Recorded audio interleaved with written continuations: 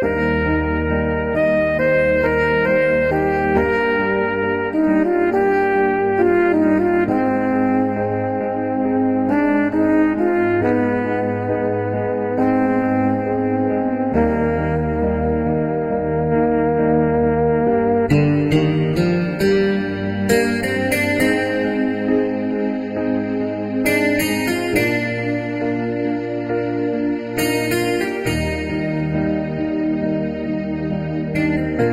ียงน้องจากลา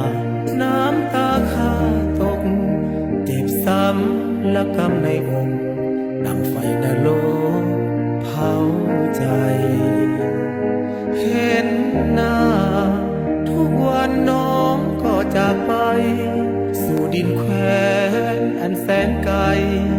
ข้านี้อะไรอาวรณ์ยินเสียงอ่อนหวานน้องนางเอิ้นสั่งว่าน้องขอลาไกลห่างข้าสุดอ้างว้า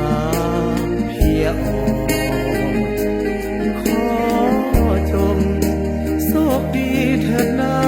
งามงอนจากไปแล้วอย่าลืมข้าก่อนจงสังวรว่าข้าใหญ่โอ้ทีเมตตาข้านี้น้อยหนึ่งจงมองใจข้าให้ซึ้งว่าลมคันหนึ่งเพียงใดพี่อยากบอกว่าหาก็เกรงใจเก็บความลับซ่อนเอาไว้ด้วยข้า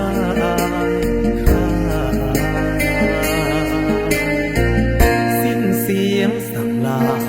น้องข้าก็ห่างสู่ท้องนภาแสนกว้างข้าได้มองข้างน้องใจก้มหน้าน้ำตาก็ลิ้นตกในหมดทางแล้วที่ข้าจะได้เปิดหัวใจว่าหาแก้วตา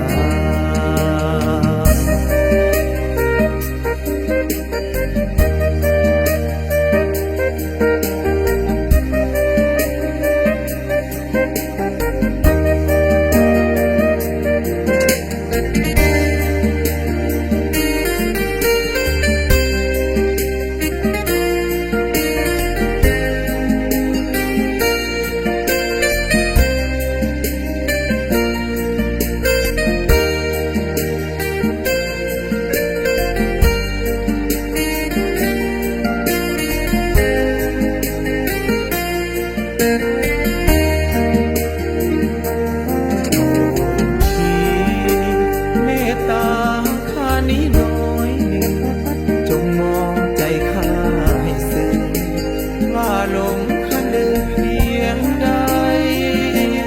พี่อยากบอกว่าหาก็เกรงใจ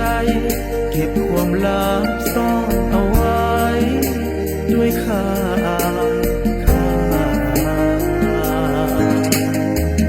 สิ้นเสียงสักลาน้องข้าก็ห่าง